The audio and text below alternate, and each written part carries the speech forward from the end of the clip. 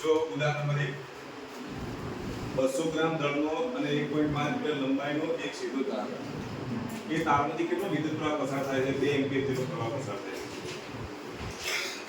છે તારનું દળ આપી દીધું કેટલું તો 200 ગ્રામ બીજું તારની લંબાઈ કેટલી આપી છે 1.5 મીટર ચુંબકીય ક્ષેત્રમાં સમક્ષિતિજ ગોઠવેલો જો અહીંયા ધ્યાન આપજો તારને ચુંબકીય ક્ષેત્રમાં સમક્ષિતિજ ગોઠવેલો સમાન ચુંબકીય ક્ષેત્ર કેવું આપેલું પુસ્તકના પાનાની અંદરની તરફ છે આવું એક સમાન ચુંબકીય ક્ષેત્ર છે જે પુસ્તકના પાનાની અંદરની તરફ છે આવા ચુંબકીય ક્ષેત્રની અંદર એક સીધો તાર ગોઠવેલો છે તો ચુંબકીય ક્ષેત્ર પુસ્તકના પાનાની અંદરની તરફ છે L લંબાઈનો તાર હું આ રીતે સમક્ષિતિજ ગોઠવી દઉં તારમાંથી વહેતો પ્રવાહ તમને આપી દીધો છે તારમાંથી વહેતો પ્રવાહ કેટલો છે તો 2 એમ્પીયર છે તારની લંબાઈ આપી દીધી છે તારની લંબાઈ L બરાબર કેટલા આપેલા છે 1.5 મીટર જો આ તાર અહીંયા સમક્ષિતિજ રીતે લટકતો રહે એનો મતલબ એ છે કે અહીંયા તાર સ્થિર રહે જો આ હું તારને ગોઠવી દઉં તો આ તાર આ રીતે સ્થિર રહે ચુંબકીય ક્ષેત્ર પુસ્તકના પાનાની અંદરની તરફ અહીંયા મેં તાર આ રીતે ગોઠવી દીધો આ તાર કેવી રીતે ગોઠવ્યો છે સમક્ષિતિજ તો એનો મતલબ એ છે કે નીચેની તરફ કઈ બળ લાગતું છે વજન બળ તો ઉપરની તરફ કઈ બળ લાગતું હોવું જોઈએ ચુંબકીય બળ વજન બળ અને ચુંબકીય બળના મૂલ્ય જો સમાન થાય તો જ આ તાર આ રીતે લટકેલો રહે જો વજન બળનું મૂલ્ય વધી જાય તો પછી તાર કઈ બાજુ ગતિ કરવા લાગે નીચે અને જો ચુંબકીય બળનું મૂલ્ય વધી જાય તો તાર કઈ બાજુ ગતિ કરવા લાગે ઉપરની તરફ જો અહીંયા લટકતો જ રહે એનો મતલબ એ થયો કે વજન બળ અને ચુંબકીય બળના મૂલ્યો કેવા હશે સમાન ચલો ખ્યાલ આવી ગયો ચલો વજન બળ કઈ બાજુ લાગે તમને ખબર હોવી જોઈએ તો વજન બળ નીચેની તરફ લાગશે mg તો ચુંબકીય બળ કઈ બાજુ લાગશે ઉપરની તરફ તો અહીંયા ચુંબકીય વજન બળનું સૂત્ર જો તમને આવડે ચુંબકીય બળનું સૂત્ર કયું આવે એ જો તમને આવડી જાય તો દાખલો પૂરો થઈ જાય તો ચલો ચુંબકીય બળનું સૂત્ર કયું આવશે બોલો ચલો ILB થાય તો ચુંબકીય બળનું સૂત્ર જો અહીંયા લઈએ તો F બરાબર ILB વજન બળ કેટલું તો mg ચુંબકીય બળને હું F1 વડે દર્શાવું છું વજન બળને આપણે F2 વડે દર્શાવીએ તો F1 અને F2 ના મૂલ્યો કેવા હશે સમાન તો અહીંયા આપણે લખી દઈએ કે F1 F2 F1 ની જગ્યાએ લખી દઈએ ILB F2 ની જગ્યાએ લખી દઈએ mg આમાંથી b ના કરતા બનાવીએ તો mg અપોન શું લખાય IL જો m નું મૂલ્ય 200 ગ્રામ આપી દીધું છે g નું મૂલ્ય તો ગુરુત્વ પ્રેરકનું મૂલ્ય લઈ લો 9.8 I નું મૂલ્ય 2 એમ્પિયર આપી દીધું છે L નું મૂલ્ય 1.5 મીટર આપી દીધું છે આ એકમ કેવો છે તો એમ્પિયર છે ત્યારે આ એકમ કેવો છે CGS એટલે તમે એમ્પિયર્સ માં ફેરવી દો 200 ગ્રામ બરાબર કેટલા કિલોગ્રામ થાય 0.2 kg થાય તો જો લિસ્ટ બનાવો અહીંયા m બરાબર 200 ગ્રામ એટલે 0.2 kg ત્યાર પછી g ની કિંમત કેટલી લેવાની તો 9.8 મીટર પ્રતિ સેકન્ડ સ્ક્વેર I નું મૂલ્ય કેટલું લેવાનું તો 2 એમ્પિયર અને L નું મૂલ્ય કેટલું તો 1.5 આ બધી જ કિંમતો આમાં મૂકી દો એટલે તમને ચુંબકીય ક્ષેત્ર મળે તો ચલો દરેક જણા ચુંબકીય ક્ષેત્ર જાતે શોધી કાઢો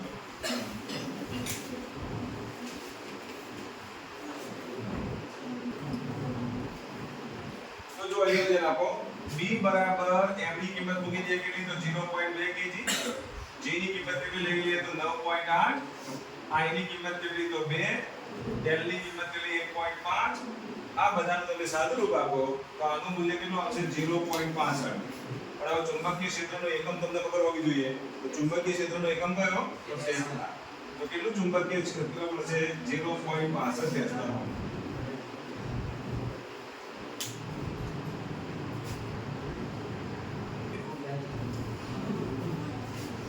જો અહીંયા ધ્યાન આપો ચુંબકીય ક્ષેત્ર ધન x ની દિશામાં છે એટલે ચુંબકીય ક્ષેત્ર B બરાબર જો આપણે લખીએ તો સદિશ B બરાબર તમે શું લખશો B J અને વિદ્યુત પારિત કણ x અક્ષ પર ગતિ કરે છે ધારો કે x અક્ષની ધન દિશામાં ગતિ કરે છે તો વિદ્યુત પારિત કણનો વેગ જો લઈએ તો વેગ v બરાબર તમે શું લખશો v * I કે હવે ઇલેક્ટ્રોન ઉપર લાગતો આપણે શું લેવાનું છે ચુંબકીય બળ તો પહેલા પ્રશ્નનો જવાબ આપી દઈએ તો ઇલેક્ટ્રોન ઉપર લાગતું ચુંબકીય બળ.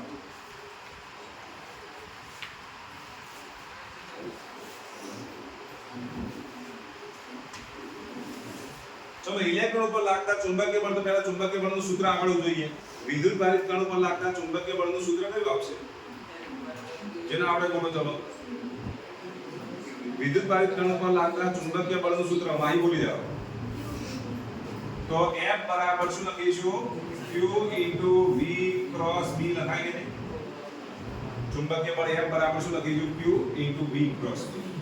હવે Q ની જગ્યાએ ઇલેક્ટ્રોનનો વિદ્યુતભાર કેટલો? તો માઈનસ છે. ઇલેક્ટ્રોનનો વિદ્યુતભાર માઈનસ.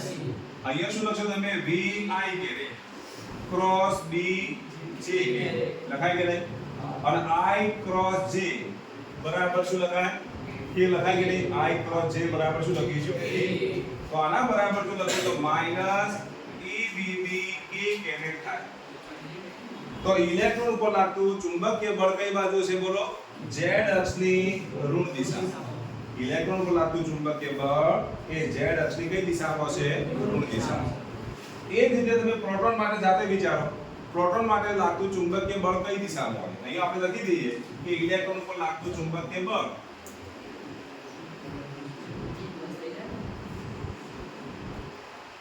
કઈ બાજુ છે બોલો?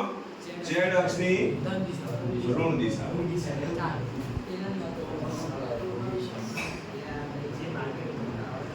એ જ રીતે હવે પ્રોટોન પર લાગતું ચુંબકીય બળ જાતે શોધો. ચલો પ્રોટોન પર લાગતું ચુંબકીય બળ શોધો. તો અહીંયા ધ્યાન આપજો. I × J બરાબર K એ તો તમને ખબર છે ને? જો ખબર ન હોય તો આપણે યાદ રાખજો. I J અને K.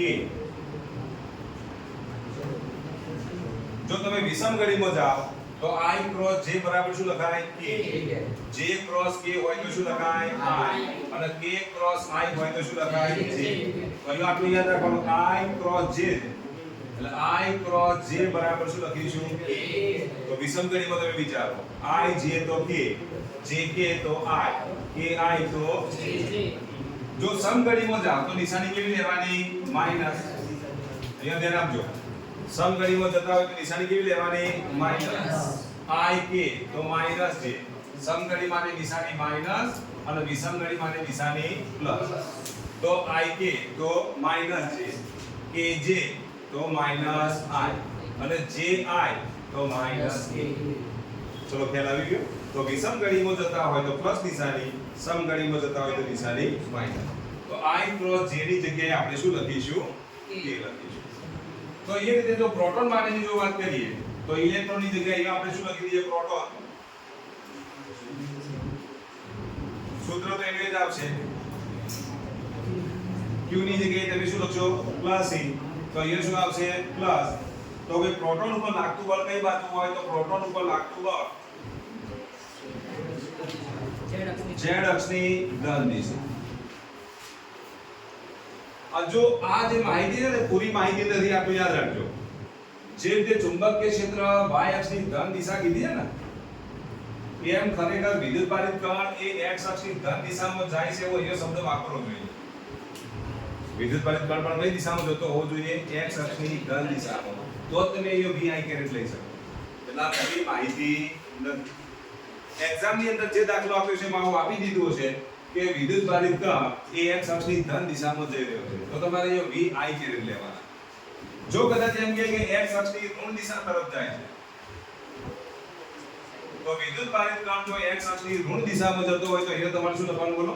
-VI. તો એ પ્રમાણે તમારે જવાબ લખવાનો રહેશે. ખ્યાલ આવી ગયો? તો એક્ઝામમાં આવા ફેરફારો હોઈ શકે. x અક્ષની ધન દિશા આપેલી હોય, x અક્ષની ઋણ દિશા આપેલી હોય તો x અક્ષની ધન દિશા માટે અને x અક્ષની ઋણ દિશા માટે ચુંબકીય બળની દિશા તમારે નક્કી કરવાની રહેશે. બરાબર?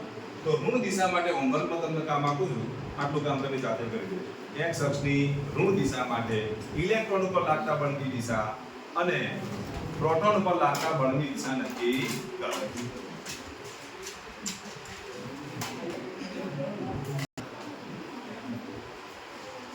જો અહીંયા તેને આપો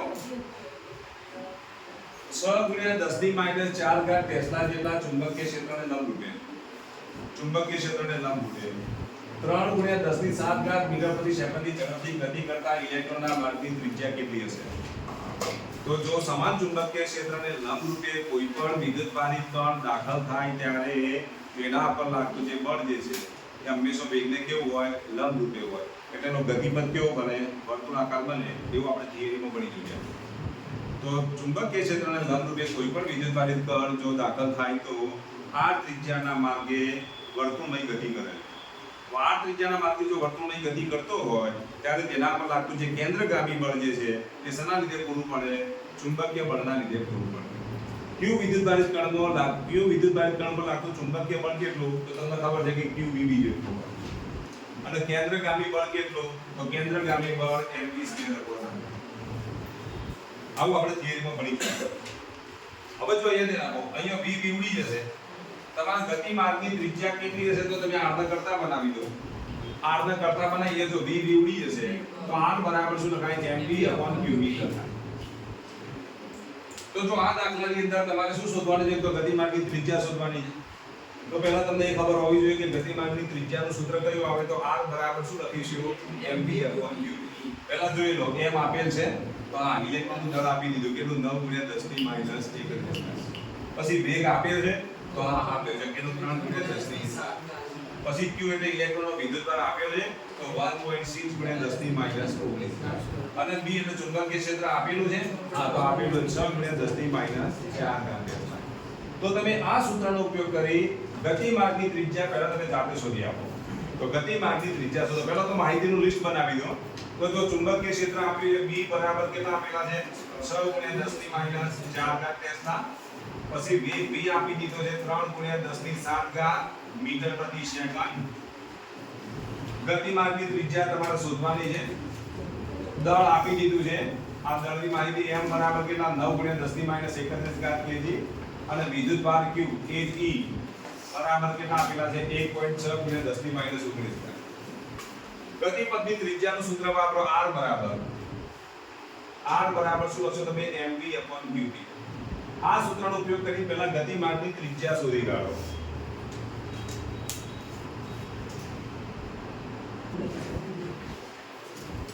તો જો અહીંયા તમે કિંમત મૂકો. m બરાબર કેટલા? તો m ની કિંમત મૂકો 9 × 10⁻31 kg. v બરાબર 3 × 10⁷ ભાગ્યા વિદ્યુતભારનું મૂલ્ય કેટલું? તો 1.6 × 10⁻⁹. અને b બરાબર કેટલા? તો 6 × 10⁻⁴. આ બધાનો તમે સાદુરૂપ આપો તો જવાબ કેટલો આવે છે? બોલો 28.12 × 10⁻². મીટર એટલે 28.12 સેન્ટીમીટર. તો ગતિપથની ત્રિજ્યા કેટલી મળે છે? 28.12 સેન્ટીમીટર મળે છે. હવે જો અહીંયા ધ્યાન આપો, ત્રિજ્યા સુધીનું કામ પૂરું થઈ ગયું.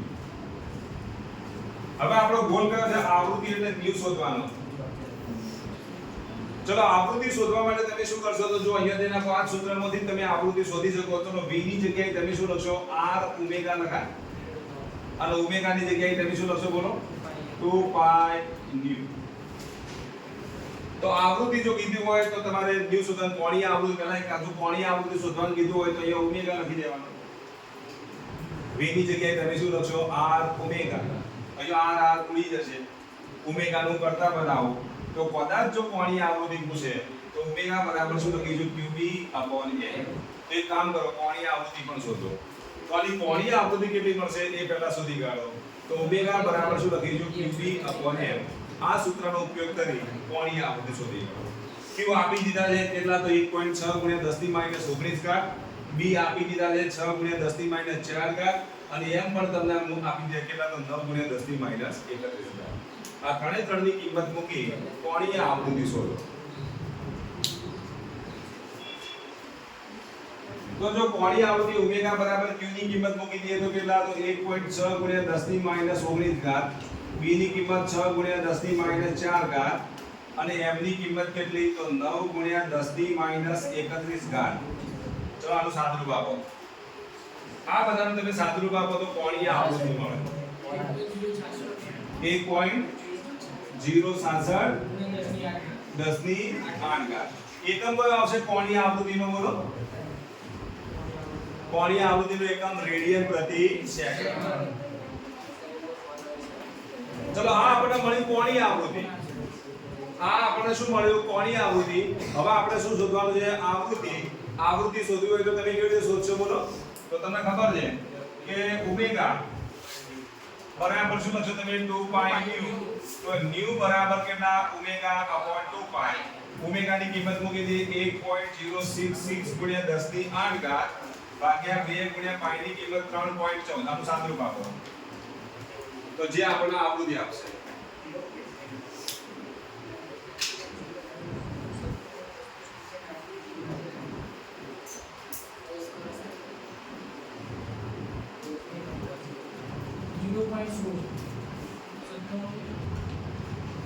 કેટલા 1.7 ગુણ્યા 10 ની 7 ઘાત હર્ટ્ઝ.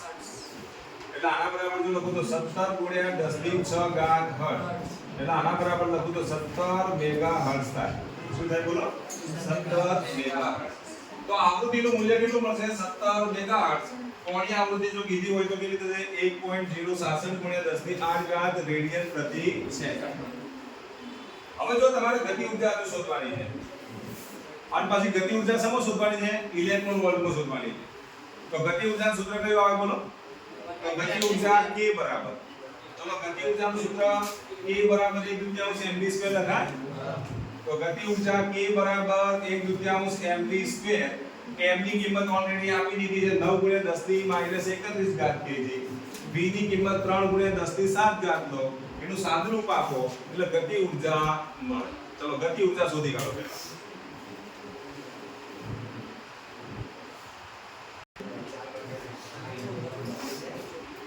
તો ચલો અહીંયા કિંમત મૂકો 1/2. m ની કિંમત કેટલી? તો 9 ગુણ્યા 10 ની -31 ઘાત kg. v ની કિંમત મૂકી દઈએ તો 3 ગુણ્યા 10 ની 7 ઘાત. એનો પાછો વર્ગ. તો 1/2 ગુણ્યા 9 ગુણ્યા 3 નો વર્ગ 9 10 ની -31 ઘાત kg અને 7 ગુણ્યા કેટલા થશે? ચલો આનું સાદુરૂપ આપજો કેટલું થાય? 40.5 ગુણ્યા 10 ની -17 ઘાત. આ આપણને જૂલમાં મળે. તમારો જવાબ શેમાં જોઈએ છે? ઈવી માં. જો ઈવી માં જવાબ લાવવો હોય તો તમારે શું કરવું પડે? ઇલેક્ટ્રોનના મૂલ્ય વડે ભાગવા પડે. તો ચલો ઈવી માં જવાબ લાવીએ તો K બરાબર 40.5 ગુણ્યા 10 ની -17 ઘાત ભાગ્યા 1.6 ગુણ્યા 10 ની -19 ઘાત. હવે જે જવાબ આવશે ઈવી માં આવશે 25.31 ગુણ્યા 10 ની કેટલી ઘાત? 2 ઘાત. આ જવાબ આવ્યો ઈવી માં. આના બરાબર જો લખું તો 2.5 ગુણ્યા 10 ની 3 ઘાત ઈવી થાય કે નહીં? અને આ 10 ની 3 ઘાત એટલે કિલો ની જગ્યાએ કે લખી દો. 10 ની 3 ઘાત ની જગ્યાએ શું લખશો તમે? કે. તો જવાબ કેટલો આવશે બોલો? 2.5 કિલો ઇલેક્ટ્રોન વોલ્ટ. તો ગતિ ઊર્જાનું મૂલ્ય કેટલું મળે? તો 2.5 કિલો ઇલેક્ટ્રોન વોલ્ટ મળે. કેટલું? 2.5 કિલો ઇલેક્ટ્રોન વોલ્ટ.